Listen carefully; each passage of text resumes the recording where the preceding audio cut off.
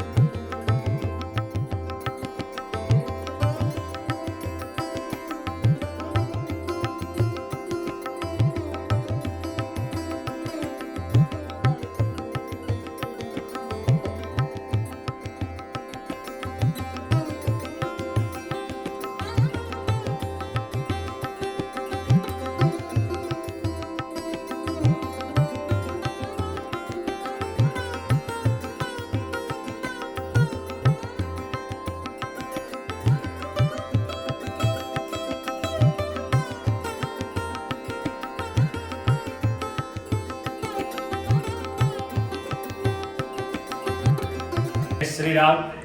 ये क्षेत्र का नाम है सिद्धपुर मात्र गया धाम।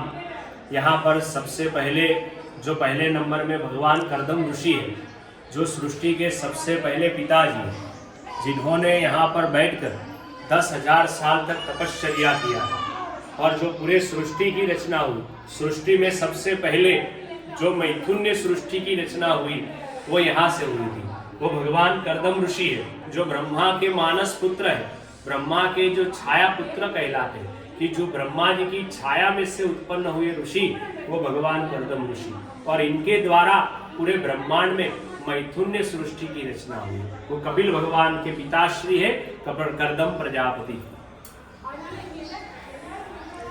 ये दूसरे नंबर में है वो माता देवहूति, जो माता के गर्भ से 9 बेटी के ऊपर, 9धा भक्ति के ऊपर स्वयं नारायण कपिल भगवान ने माता के गर्भ से जन्म धारण किया था। और भगवान के जो नेत्र से बिंदु गिरा था उसका नाम पड़ा ये हर्ष बिंदु सरोवर। ये सरोवर इतना पवित्र कहा गया है कि इसमें स्नान करने से, इसके अंदर हाथ पांव धोने से, इसका दर्शन मात्र से भी अपना दूसरा जन्म प्राप्त नहीं होता है।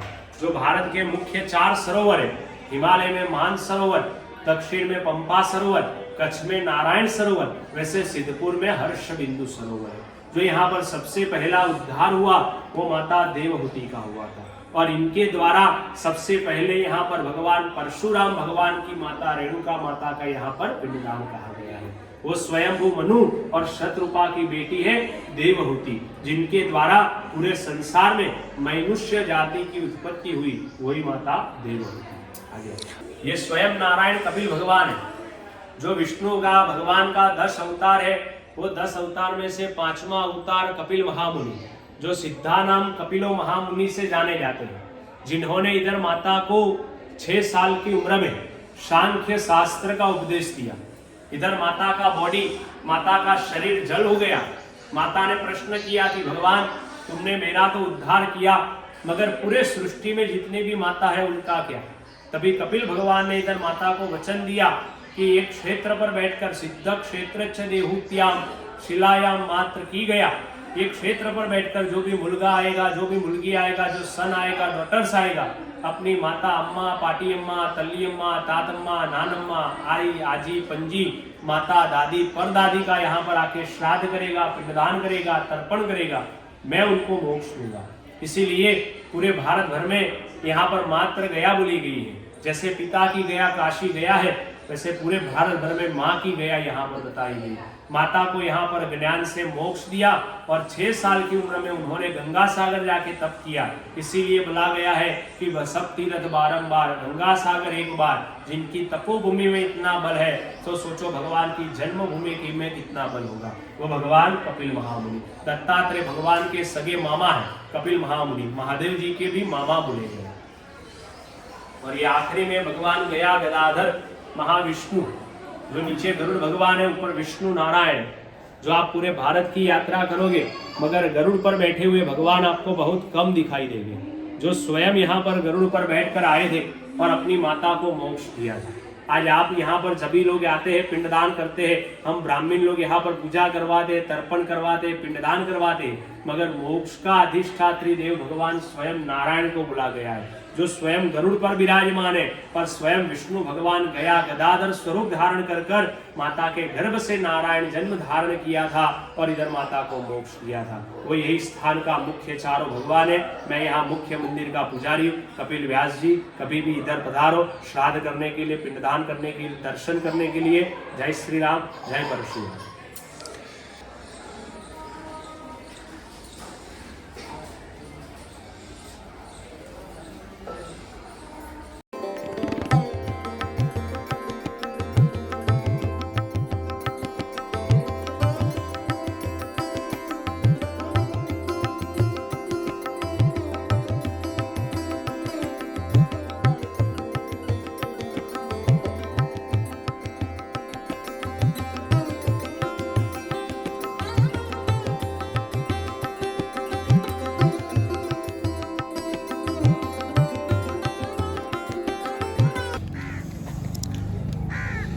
तो मात्र गया जो मंदिर है और सरोवर है उसके दर्शन मैंने कर लिए हैं, बहुत अच्छे से दर्शन हुए।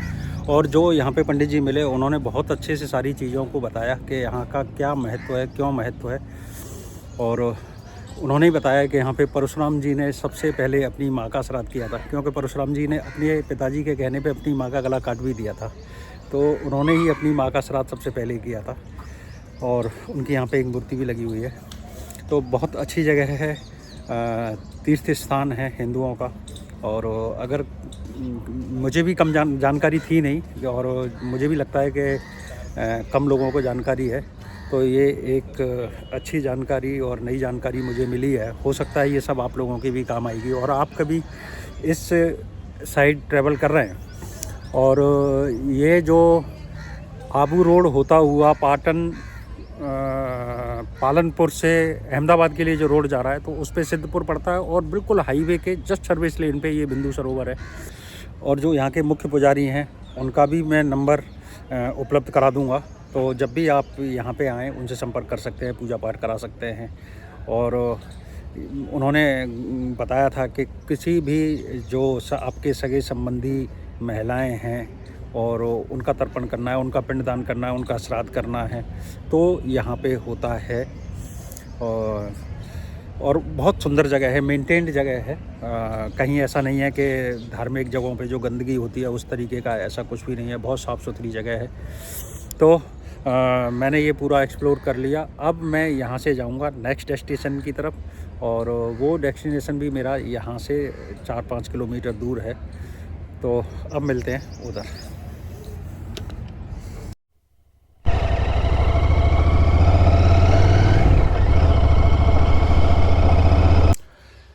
सिद्धपुर में जो मात्र गया का मंदिर था, वहाँ से करीब 6 किलोमीटर दूर एक जगह है बटेश्वर।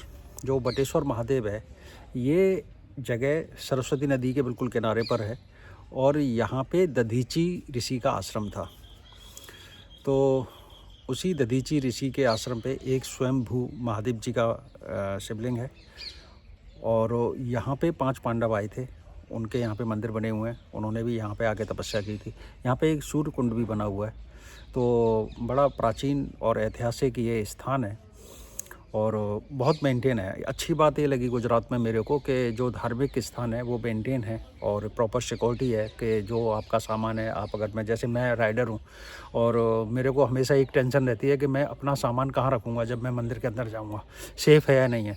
तो यहाँ सिक्योरिटी है। सिक्योरिटी के लोग कहते हैं आप ऐसी की ऐसा छोड़ो और आपको टेंशन नहीं, आप अंदर जाके दर्शन करो। तो ये सबसे अच्छी चीज़ मेरे को यहाँ की लगी। तो मेरा पूरा सामान बाइक पे है, मैं आगे अपना मोबाइल लेके और मैं यहाँ पे दर्शन करूँगा। तो चलते हैं, मैं आप लोगों को भी दर्शन कराता हूँ। स्टार्टिंग में मैंने थोड़ी सी आपको जानकारी दे दी कि ये पांडवों से भी रिलेटेड है, महाभारत काल से रिलेटेड है और जो दधीची ऋषि थे उनसे रिलेटेड है और स्वयंभू महादेव जी हैं यहाँ पे। तो ये एक बहुत अच्छा धार्मिक और तीर्थ है। तो चलते हैं और मैं आपको घुमाता हूँ।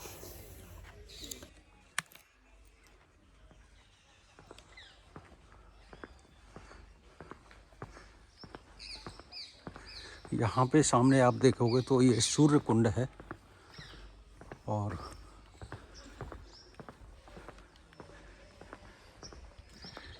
ये है सूर्य कुंड।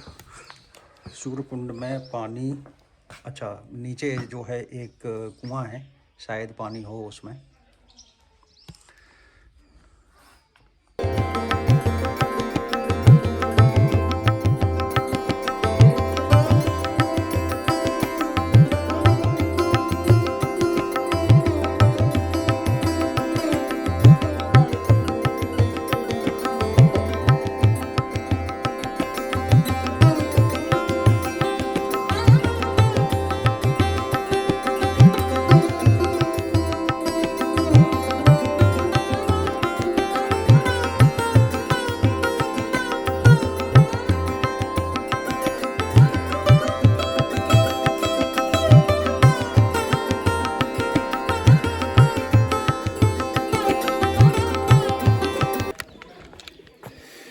जैसे मात्र गया में धार्मिक आयोजन होते हैं, तो यहाँ पर भी उसी प्रकार के कुछ आयोजन होते हैं। वो मेरे पीछे चल भी रहे हैं।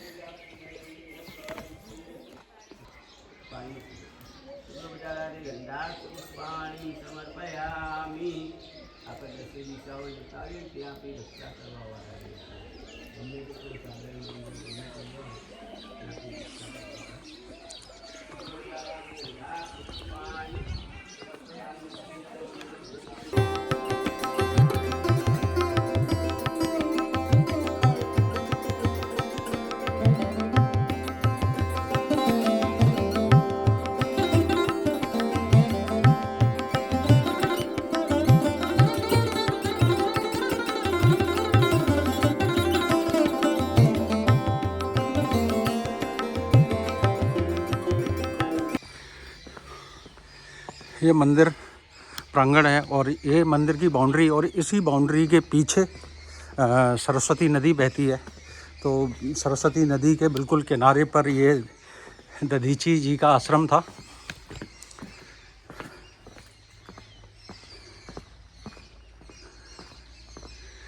यहाँ से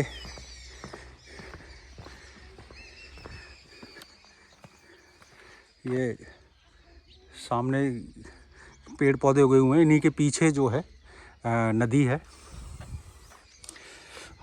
नदी मैंने पीछे वाले ब्लॉग में भी दिखाई थी। तो नदी सूख गई है और रिवर फ्रंट का काम भी चल रहा है, पानी कम आता है। बरसात के दिनों में पानी इधर रहता है। देखो ये समी का पेड़ है, कितना बड़ा पेड़ है।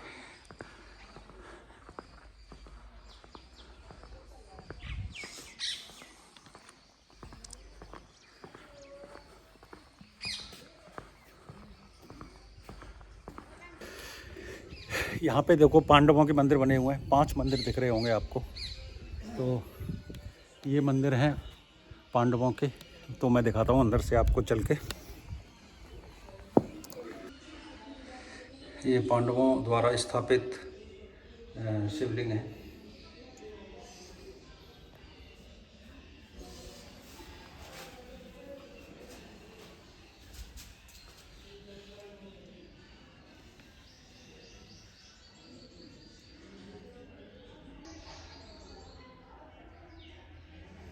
ये 5 शिवलिंग हैं और ये पांडवों द्वारा स्थापित है। ये देखिए, ये लाइन लगा के हैं 5 शिवलिंग। हाँ जी, तो दर्शन हो गए बहुत बढ़िया से बटेश्वर महादेव के, और अब मैं निकला हूँ पाटन के लिए।